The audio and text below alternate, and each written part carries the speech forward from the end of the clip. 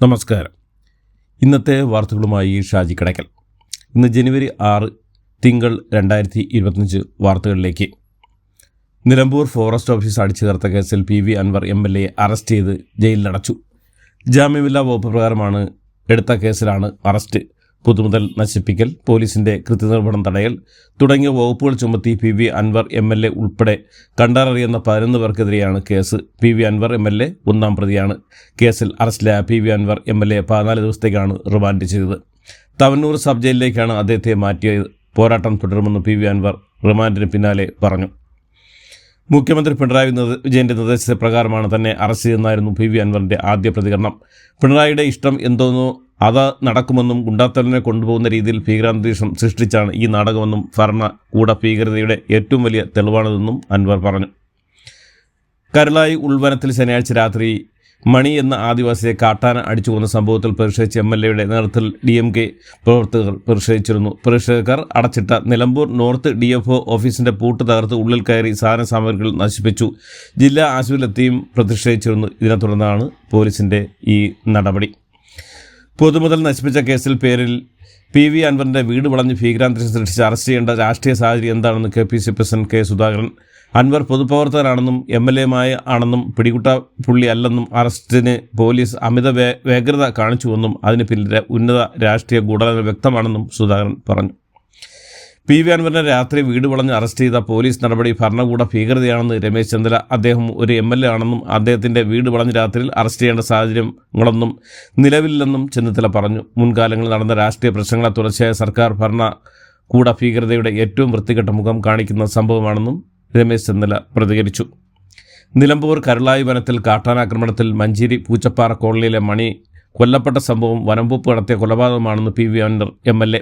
മണി എന്ന യുവാവ് 2.5 മണിക്കൂർ രക്തം വാർന്ന് കിടന്നുവെന്നും ഇൻക്വസ്റ്റ് പോസ്റ്റ്മോർട്ടം നടപടികൾ വൈകിയെന്നും തെരുവ് പട്ടിയുടെ വില പോലും മനുഷ്യജീവന് നൽകുന്നില്ലെന്നും MLA പ്രതികരിച്ചു.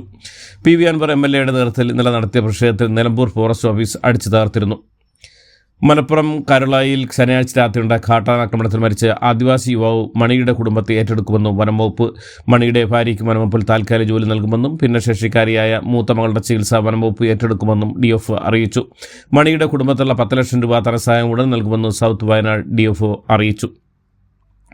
കലാപരമായി ഉയർന്ന നിലവാരം പുലർത്തുന്ന കുട്ടികൾ സാമ്പത്തികപരമായി പിന്നോക്കമായതിൻ്റെ പേരിൽ ഒരു തരത്തിലും വിവേചനം അനുഭവിക്കാൻ പാടില്ലെന്ന് മന്ത്രി V ശിവൻകുട്ടി. ഓരോ സ്കൂളും മത്സരബുദ്ധിയോടെയാണ് വിദ്യാർത്ഥികളെ ഇതിനായി തയ്യാറെടുപ്പിക്കുന്നത്. അത്തരം ഘട്ടങ്ങളിൽ ചില കുട്ടികൾക്കെങ്കിലും അത് സാമ്പത്തിക ബാധ്യതയായി തീരുന്നുണ്ട്. അത്തരം സാഹചര്യങ്ങൾ ഒഴിവാക്കുന്നതിനും അനാവശ്യ ധാരാളത്വം ഒരിടത്തും ഇല്ലാതിരിക്കാൻ അധ്യാപകർ മുൻകൈ എടുക്കുമെന്നും മന്ത്രി പറഞ്ഞു. 2ാം ദിനമായ ഇന്നലെയും ശിവൻകുട്ടി ഉച്ചയ്ക്ക് കുട്ടികൾക്കൊപ്പം ഭക്ഷണം കഴിക്കാൻ എത്തിയിരുന്നു. ഇതുവരെ കലോത്സവം സംബന്ധിച്ച പരാതികളൊന്നും എത്തിയിട്ടില്ലെന്നും മന്ത്രി പറഞ്ഞു.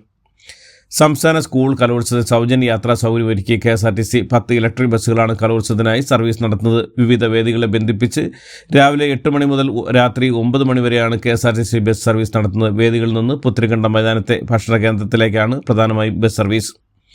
മന്ത്രിയെ മാറ്റണമെന്ന ആവശ്യത്തിൽ നിന്ന് പിന്നോട്ട് പോയി NCP AK ശശീന്ദ്രനെ മാറ്റി തോമസ് K തോമസിനെ മന്ത്രിയാക്കുന്നില്ലെന്ന് മുഖ്യമന്ത്രി വീണ്ടും NCP സംസ്ഥാന പ്രസിഡന്റ് PC ചാക്കോയോട് വ്യക്തമാക്കിയതോടെയാണ് NCP വഴങ്ങിയത്. ഇനി അവകാശവാദം ഉന്നയിക്കില്ലെന്ന് PC ചാക്കോ ഭാരവാഹി യോഗത്തെ അറിയിച്ചു. കേരള ഫിനാൻഷ്യൽ കോർപ്പറേഷനുമായി ബന്ധപ്പെട്ട അഴിമതിയിൽ സർക്കാരിന് 5 ചോദ്യങ്ങൾ ഉന്നയിച്ച് പ്രതിപക്ഷ നേതാവ് VD സതീശൻ.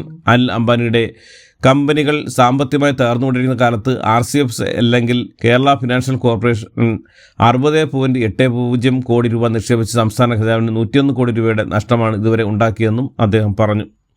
രമേശ് ചെന്നിത്തലയെ പുകഴ്ത്തി പാണക്കാട് സാദിഖലി തങ്ങളുടെ ഫേസ്ബുക്ക് പോസ്റ്റ്. പട്ടിക്കാട് ജാമിയ സമ്മേളനത്തിൽ മുഖ്യാതിഥിയായി കഴിഞ്ഞ ദിവസം രമേശ് ചെന്നിത്തല പങ്കെടുത്തിരുന്നു. അദ്ദേഹത്തിൻ്റെ പ്രസംഗം സമകാലിക രാഷ്ട്രീയ കാലാവസ്ഥയെ വരച്ചു കാട്ടുന്നതും ഭാവി ഇന്ത്യയെക്കുറിച്ചുള്ള പ്രതീക്ഷയും അടങ്ങിയതായിരുന്നുവെന്നും സാദിഖലി തങ്ങൾ ഫേസ്ബുക്കിൽ കുറിച്ചു. മുഖ്യമന്ത്രി സ്ഥാനത്തെക്കുറിച്ചുള്ള ചർച്ച അനാവശ്യമാണെന്നും ചർച്ച ചെയ്യേണ്ട സമയം ഇതല്ലെന്നും UDF കൺവീനർ MM ഹസൻ പങ്കെടുക്കുന്ന പരിപാടി എണ്ണം നോക്കിയല്ല മുഖ്യമന്ത്രിയെ തിരഞ്ഞെടുക്കുന്നതെന്നും അദ്ദേഹം കൂട്ടിച്ചേർത്തു. മുഖ്യമന്ത്രി പദവിയെക്കുറിച്ച് ചർച്ച ചെയ്യേണ്ട സമയം ഇതൊന്നും ആരെങ്കിലും പുകഴ്ത്തിയത് കൊണ്ട് തീരുമാനത്തിൽ എത്തിയെന്ന് പറയാനാകില്ലെന്നും ലീഗ് നേതാവ് AK മുനീറും പറഞ്ഞു. മുഖ്യമന്ത്രിയെ മുസ്ലിം ലീഗ് നിശ്ചയിച്ച് നൽകാറില്ലെന്നും അങ്ങനൊരു കീഴ്വഴക്കം ലീഗിനില്ലെന്നും തിരഞ്ഞെടുപ്പിലേക്ക് ഇനി 1 വർഷമുണ്ടെന്നും അദ്ദേഹം പറഞ്ഞു. ആരെയെങ്കിലും പുകഴ്ത്തിയാൽ മുഖ്യമന്ത്രിയാവില്ലെന്നും എല്ലാവരെയും പുകഴ്ത്താറുണ്ടെന്നും ആരെയും ഇകഴ്ത്താറില്ലെന്നും കോൺഗ്രസ് നേതാവ് K മുരളീധരൻ എല്ലാ സമുദായങ്ങളും കോൺഗ്രസ്സുകാരെ സ്വീകരിക്കുന്നത് നല്ല കാര്യമാണെന്നും എന്നാൽ മുഖ്യമന്ത്രി ആരും ചർച്ച ചെയ്യാനുള്ള സമയം ഇതൊന്നും അല്ലെന്നും മുരളീധരൻ പറഞ്ഞു. രാഹുൽ ഗാന്ധിയും മല്ലികാർജ്ജുൻ ഖാർഗെ ഉള്ളപ്പോൾ മുഖ്യമന്ത്രിക്കാരെയും ഇവിടെ ചർച്ച ചെയ്യേണ്ടതില്ലെന്നും അദ്ദേഹം പറഞ്ഞു. പെരിയ കൊലക്കേസിലെ കുറ്റവാളികളായ 9 പേരെ വിയ്യൂർ അതീവ സുരക്ഷാ ജയിലിൽ നിന്ന് കണ്ണൂർ സെൻട്രലിലേക്ക് മാറ്റി. കുറ്റവാളികളായ രഞ്ജിത്ത്, സുധീർ ശ്രീരാഗ്, അനിൽകുമാർ, സജി, അശ്വൻ, പീതാംബരൻ, സുബീർ, സുരേഷ് എന്നിവരെയാണ് ജയിലിൽ മാറ്റിയത്. കോടതി നിർദ്ദേശപ്രകാരമാണ് മാറ്റിയെന്ന് ജയിൽ അധികൃതർ പറഞ്ഞു. തങ്ങളെ കണ്ണൂർ സെൻട്രൽ ജയിലിലേക്ക് മാറ്റണമെന്ന് പ്രതികൾ തന്നെ ആവശ്യപ്പെട്ടിരുന്നു. ബന്ധുക്കളടക്കം വന്നു കാണാൻ ഇതാണ് നല്ലതെന്നും പ്രതികൾ പറഞ്ഞിരുന്നു. കണ്ണൂർ സെൻട്രൽ ജയിലിൽ എത്തിച്ച പെരിയ ഇരട്ടക്കൊലക്കേസിൽ ശിക്ഷിക്കപ്പെട്ട പ്രതികളെ പി ജയരാജൻ ഉൾപ്പെടെയുള്ള CPM നേതാക്കൾ സന്ദർശിച്ചു. കോടതി വിധി അന്തിമമല്ലെന്നും കമ്മ്യൂണിസ്റ്റുകാരെ തടവറ കാണിച്ച് പേടിപ്പിക്കേണ്ട എന്നുമായിരുന്നു ജയരാജൻ്റെ പ്രതികരണം. CPMകാർ കൊല്ലപ്പെടുമ്പോൾ ധാർമ്മികതം കാശിക്ക് പോയി എന്ന് കമ്മ്യൂണിസ്റ്റുകാർ കൊല്ലപ്പെടേണ്ടവരാണോ എന്നും ധാരണയെന്നും ജയരാജൻ ചോദിച്ചു. അന്തർദേശീയ നിലവാരത്തിലുള്ള കെട്ടിടങ്ങളും അതിനനുയോജ്യമായ സൗകര്യങ്ങളും പൊതുവിദ്യാലയങ്ങളെ മികവിൻ്റെ കേന്ദ്രങ്ങളാക്കി മാറ്റുവാനുള്ള കേരള സർക്കാരിൻ്റെ ലക്ഷ്യത്തിൻ്റെ ഭാഗമാണെന്ന് ഉന്നത വിദ്യാഭ്യാസ സാമൂഹ്യനീതി മന്ത്രി ഡോക്ടർ ആർ ബിന്ദു പറഞ്ഞു. ആടാട്ട് ഗ്രാമപഞ്ചായത്തിലെ ചുരുട്ടക്കാര ഗവൺമെൻറ് UP സ്കൂളിൽ വിദ്യാകിരണം പദ്ധതിയുടെ ഭാഗമായി നിർമ്മിച്ച പുതിയ കെട്ടിടത്തിൻ്റെ ഉദ്ഘാടനം നിർവഹിച്ച് സംസാരിക്കുകയായിരുന്നു മന്ത്രി. ഉമാ തോമസിന് പരിക്കേറ്റ കൊച്ചിയിലെ പരിപാടിയെപ്പറ്റി ഗിന്നസ് ബുക്ക് അധികൃതരുടെ വിവരം തേടാൻ കൊച്ചി സിറ്റി പോലീസ് ഗിന്നസുമായി മൃദംഗ് വിഷൻ ഒപ്പിട്ട കരാറുകൾ കൈമാറണമെന്ന് ആവശ്യപ്പെട്ട് കത്തയക്കുമെന്നും അറിയിച്ചു. സാമ്പത്തിക ചൂഷണവുമായി ബന്ധപ്പെട്ട കേസിലാണ് തീരുമാനം. അതേസമയം അപകടത്തിൽപ്പെട്ട ഉമാ തോമസ് MLA ആരോഗ്യനിലയിൽ കൂടുതൽ പുരോഗതിയെന്ന് അധികൃതർ അറിയിച്ചു.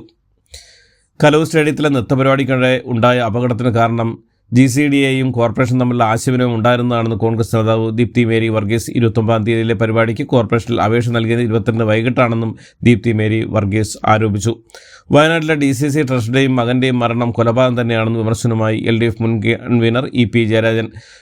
വെട്ട് നോക്കി നടക്കുന്നവർ ഇതേക്കുറിച്ച് പറയുന്നുണ്ടോ എന്നും വെട്ടിൻ്റെ കണക്ക് നോക്കി സിദ്ധാന്തം എഴുതാനാണ് പലർക്കും താല്പര്യമെന്നും ജയരാജൻ കുറ്റപ്പെടുത്തി. തൃശൂർ പൂരം കലക്കൽ വിവാദവുമായി ബന്ധപ്പെട്ട് സർക്കാർ പ്രഖ്യാപിച്ച ത്രിതല അന്വേഷണത്തിലെ വകുപ്പുകളുടെ വീഴ്ച സംബന്ധിച്ച അന്വേഷണ റിപ്പോർട്ട് ADGP മനോജ് എബ്രഹാം സർക്കാരിന് കൈമാറി. വനം, തദ്ദേശം, ഫയർഫോഴ്സ്, ജില്ലാ ഭരണകൂടം, എക്സ്ക്ലൂസീവ് തുടങ്ങിയ വകുപ്പുകളുടെ വീഴ്ചയാണ് ADGP മനോജ് എബ്രഹാം അന്വേഷിച്ചത്. ഇതിലാണ് പോലീസ് ഒഴികെ മറ്റു വകുപ്പുകൾക്ക് വീഴ്ച ഉണ്ടായിട്ടില്ലെന്ന് കണ്ടെത്തിയത്.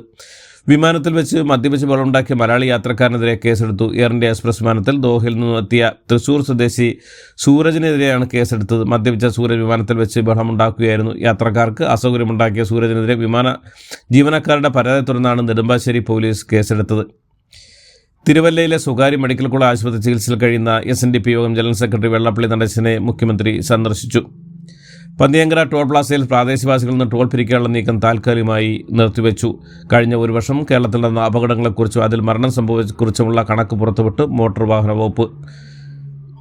മാലിന്യമുക്തം നവകേരളം ജനകീയ ക്യാമ്പയിൻ്റെ ഭാഗമായി സംസ്ഥാനത്തെ മുഴുവൻ വീടുകളിലെയും സ്ഥാപനങ്ങളിലെയും ജൈവ മാലിന്യ സംസ്കരണ സംവിധാനങ്ങളുടെ ഗുണനിലവാരം വിലയിരുത്താനായി സർവേ നടത്തുമെന്ന് സംസ്ഥാന സർക്കാർ. ഇതിനായുള്ള സർവേ ജനുവരി 6 മുതൽ 12 വരെ നടക്കുമെന്ന് സർക്കാർ അറിയിച്ചു. എറണാകുളം പറവൂർ ചാലാക്കായിൽ ഹോസ്റ്റലിൽ നിന്ന് വീണ് MBBS വിദ്യാർത്ഥിനി മരിച്ച സംഭവത്തിൽ വിശദീകരണമായി കോളേജ് മാനേജ്മെൻറ്റ് കൈവരിക്ക് മുകളിൽ ഇരുന്ന് ഫോൺ ചെയ്തപ്പോൾ അപ്രത്യക്ഷമായി താഴെ വീഴുകയായിരുന്നു എന്നാണ് കോളേജ് മാനേജ്മെൻറ്റ് വാർത്താക്കുറിപ്പിലൂടെ നൽകുന്ന വിശദീകരണം. കോളേജിലെ 2ാം വർഷ മെഡിക്കൽ വിദ്യാർത്ഥിനിയായ കണ്ണൂർ സ്വദേശിനി ഫാത്തിമത്ത് ഷഹാന ആണ് മരിച്ചത്. പുൽപ്പള്ളി പാതിരിയിൽ മകൻ അമ്മയെ ക്രൂരമായി മർദ്ദിച്ച സംഭവത്തിൽ അമ്മ മൊഴി നൽകാത്തതിനാൽ പോലീസ് കേസെടുത്തില്ല. മർദ്ദിക്കുന്ന ദൃശ്യങ്ങൾ പ്രചരിച്ചതിന് പിന്നാലെ ബെൽബിലിന് ഒളിവിൽ പോയിരുന്നു. തുടർ അന്വേഷണവുമായി പോലീസ് മുന്നോട്ട് പോകുന്നതിനിടെയാണ് അമ്മ മൊഴി നൽകില്ലെന്ന് പോലീസിനെ അറിയിച്ചത്. തനിക്ക് പരാതിയില്ലെന്ന് അമ്മ വത്സല അറിയിക്കുകയായിരുന്നു. ദില്ലിയിൽ തെരഞ്ഞെടുപ്പ് റാലിയിൽ പങ്കെടുത്തു പ്രധാനമന്ത്രി നരേന്ദ്രമോദി. പ്രധാനമന്ത്രി നരേന്ദ്രമോദിയുടെ വിമർശനങ്ങൾക്ക് മറുപടിയുമായി ആം ആദ്മി പാർട്ടി ദേശീയ കൺവീനർ അരവിന്ദ് കെജ്രിവാൾ. ഇതോടുകൂടി ഇന്നത്തെ വാർത്തകൾ അവസാനിക്കുന്നു. എല്ലാവർക്കും നന്ദി, നമസ്കാരം.